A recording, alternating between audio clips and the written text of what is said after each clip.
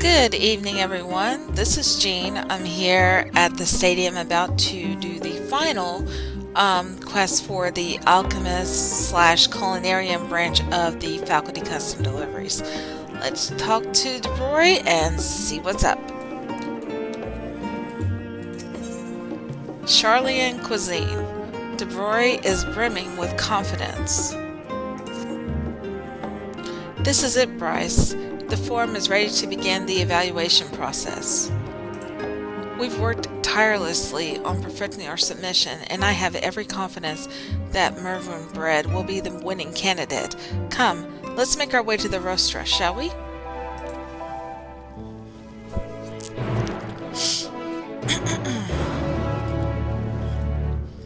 Let's see.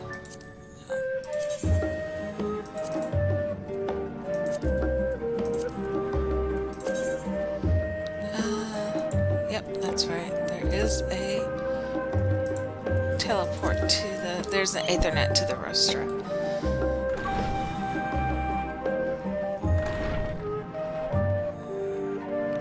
I remember during the MSQ we had to unlock it. Here we go.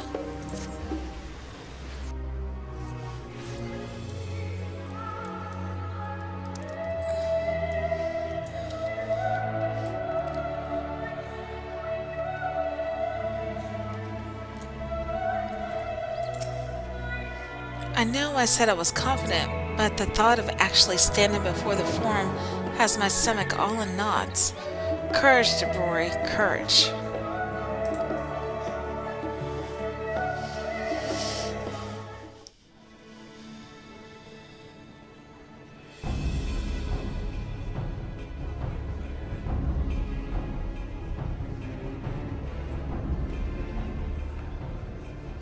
Esteemed colleagues, we have convened today to evaluate and select a suitable candidate for our proposed meal substitute.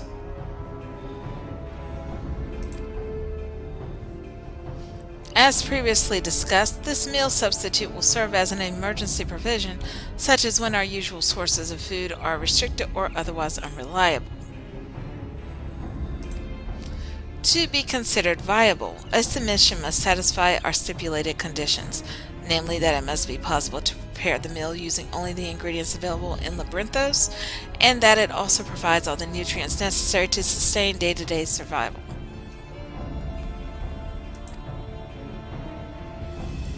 Our first of two candidates is the Panilove, submitted by Professor Galvaroche, with whom I am sure you are all familiar.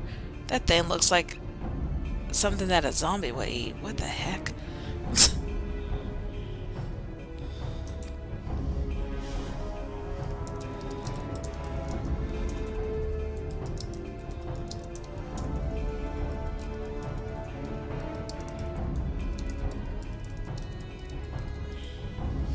The second is Mervyn Bread, submitted by one Miss DeBroy, a student of the Faculty of Medicine.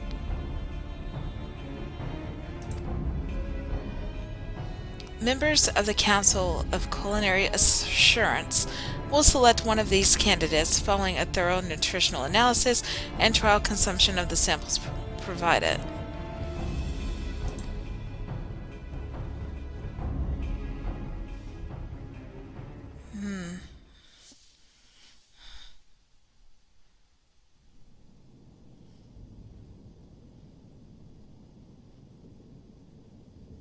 So how many people are having to try this?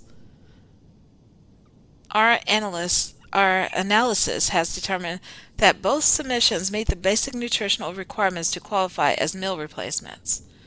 Oh boy.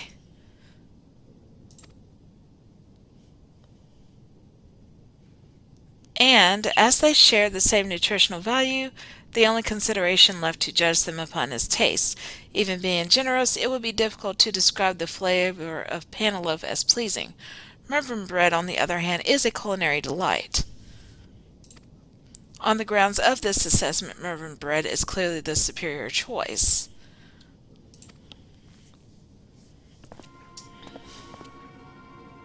I beg to differ. Yes, I admit that Panilove has little to offer in the way of gastronomic enjoyment. But have you considered the matter from the viewpoint of efficiency? Mervyn bread's flavor requires the addition of specific sweeteners and oils, not to mention a particular variety of yeast, an involved process which demands excessive time and exertion. The recipe for panaloaf, however, was devised with simplicity in mind, allowing one to manufacture the same quantity of food with but a fraction of the effort. I implore you to reconsider your decision.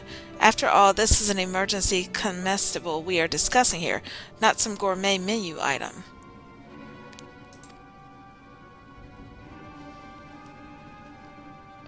You raise a valid argument, Professor. We have indeed overlooked the question of efficiency.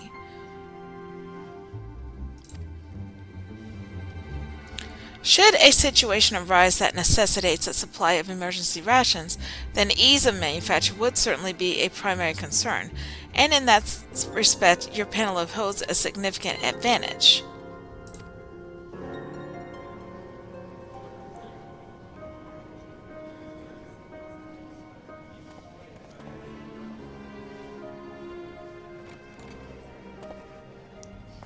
If I might offer an opinion,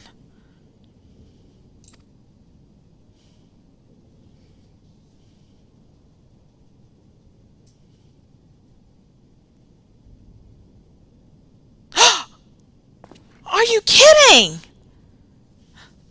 Oh my goodness.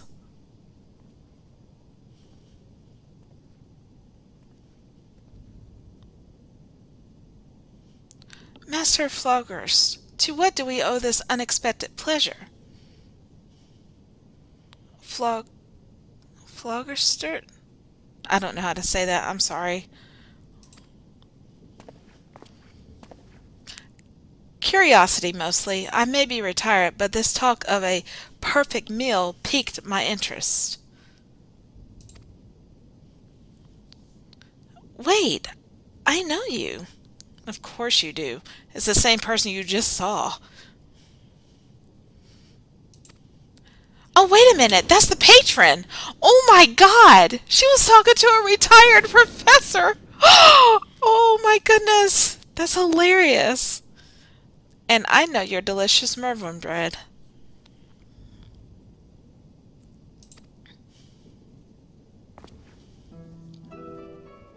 It is an unfortunate fact that fine food is oft regarded with contempt here in Sharlayan. Many see the pursuit of gourmet cuisine as a trivial distraction, an inefficient use of one's precious time. Yet, when a tired researcher craves a refreshing cup of sweet tea, is it a question of simple desire or the body's way of signaling the lack of a certain nutrient? And what of the comfort afforded by those inefficient tastes and flavors? Surely we have all experienced the calm and reassurance provided by a hearty dish. The same principle can be observed with the soothing familiarity of home-cooked favorites. Why, when my academic cogitations are frustrated by some intraceable problem, it is that very soothing effect that I visit my beloved Last Stand. As such, I submit that taste plays a far greater role in our well-being than simple enjoyment. Imagine, if you will, a prolonged crisis, and then tell me which of these foods you would prefer to consume day after day after day.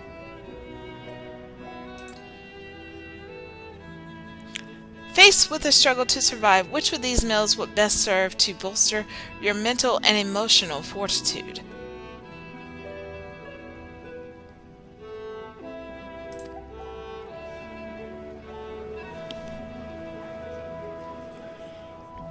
To be perfectly honest, the very thought of eating panaloaf for more than a single day brings me to the edge of panic.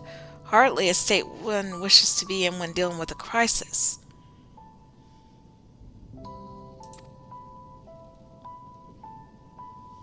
Yes, even when Even when taking into account the additional effort required in its preparation, a satisfying meal is more likely to contribute to a rational frame of mind, which in the long run may prove to be a more efficient benefit.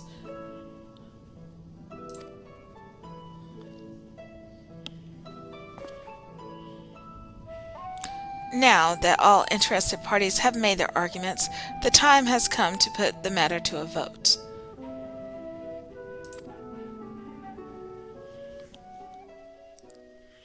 Well, that was certainly a surprise. I'll be darned. The results speak for themselves.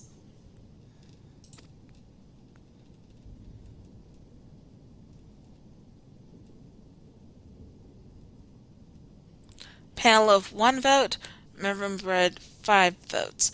Congratulations, Mr. Broy. Your submission has been accepted as Sharlayan's official emergency meal replacement recipe.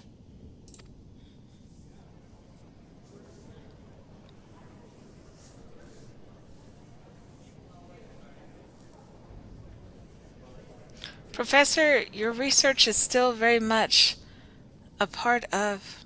Wow, rude much.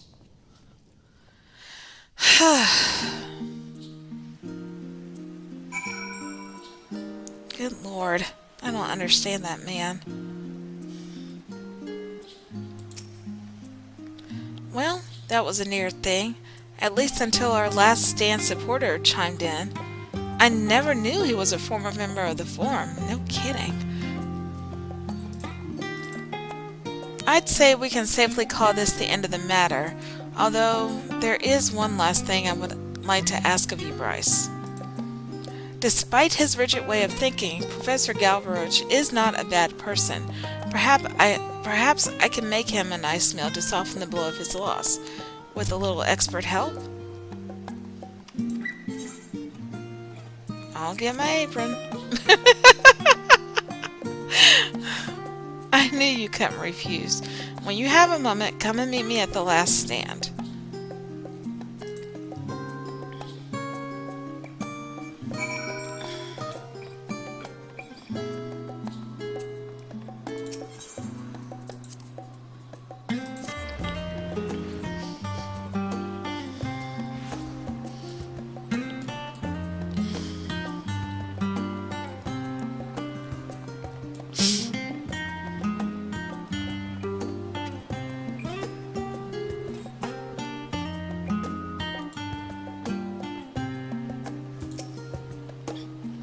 Now, as for the professor's meal, I thought we might make him a serving of fish cakes, one of our local specialties. According to Master Dickon, Mervyn and Galvaroche used to eat them all the time during their student years. To prepare the fish cakes, you take a white fish and some onion, here she goes again, and grind it all into a paste. Add milk and pepper and knead well, then sprinkle in the flour before rolling the mixture into oval shapes and frying them in boiling hot oil. You don't need the entire recipe. Very good. But the oil is important. If you can make me some exceptional frying oil, it will improve the overall flavor of the fish cakes. The rest of the dish you can leave to me. If you find yourself lacking ingredients, Master Dixon has generously agreed to provide us with whatever we need. Ask and ye shall receive. I'd pay to see you wipe the frown off of that sour-faced grump. Right, let's get cooking. Okay, Sharlayan fish cake ingredient. Alright, here we go.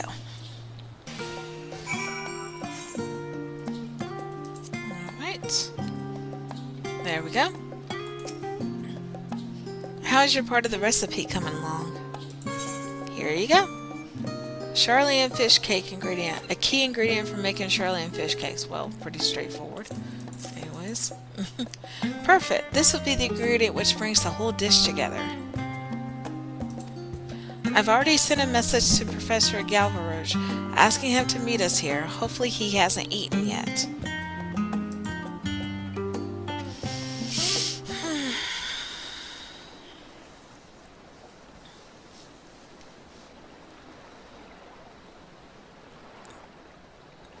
Why did you send for me? To taunt me with your victory in the place which I care for the least? Of course not, sir. We only wanted to offer you this meal as a gesture of goodwill. Please eat. Enjoy.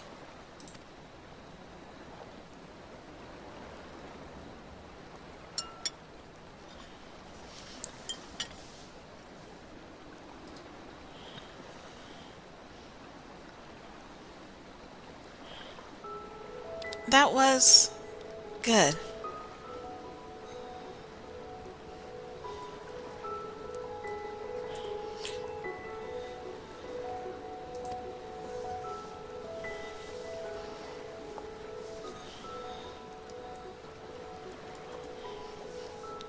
They may be simple dishes, but Sharlayan does have its own local specialties.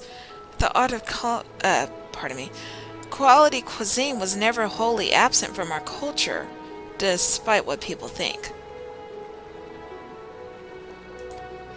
I would never argue the importance of nutrition, but I believe what Master Jalva says is true. Enjoyment of a meal tends to encourage digestion, and thus is a more efficient intake of nutrients. When I first proposed the recipe for Archon loaf, I did so with Mervyn in mind. He was always so focused on his research that he neglected his dietary needs, and I thought to devise a convenient yet nutritious source of sustenance. He was taken from me before I had the chance to complete it.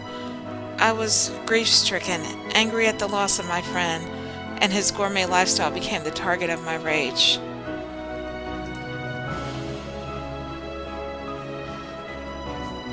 Though it pains me to admit it, he was responsible for his own actions. It was wrong of me to lay the blame on the thing he loved most. Loved too much, it seems. And after considering the arguments laid out at the evaluation, I am forced to recognize that taste is an integral part of my work. I shall begin research on a new perfect meal, one which will taste even better than your vaunted Mervyn bread.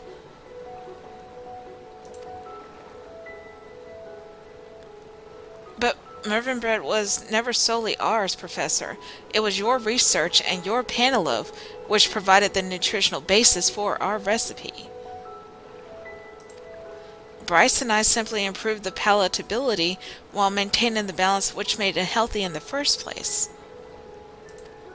Mervyn bread is as much your creation as it is mine or Bryce's, which is why I implore you to continue improving it.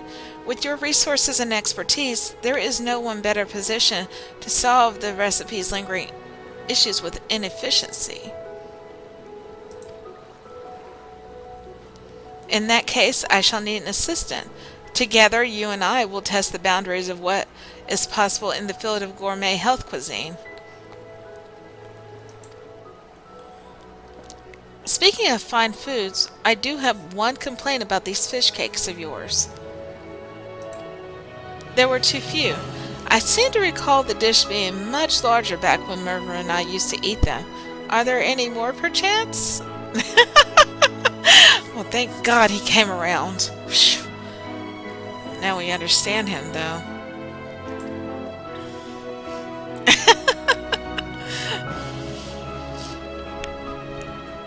I always like a good ending to these stories. Thank goodness. All's well that ends well, as they say.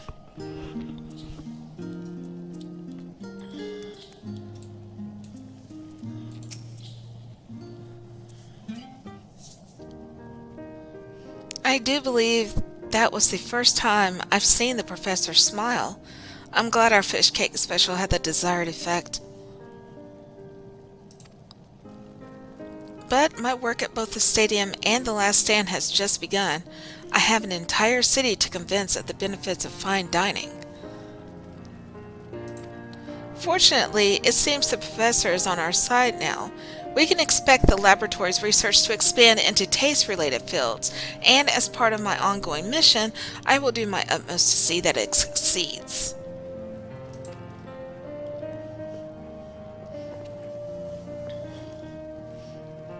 Ah, yes. This place is well suited to the study of flavor-based nutrition.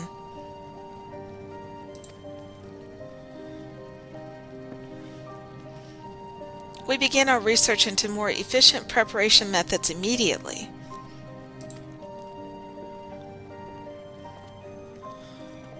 He seems quite excited.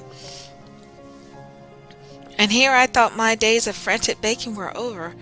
I better wash out my mixing bowl.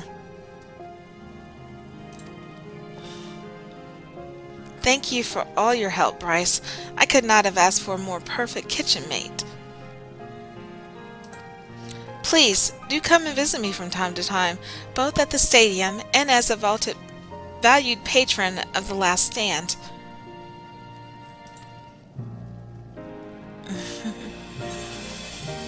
Sharlayan Cuisine, complete. I don't know which one of these I'll take. I'll just take that one.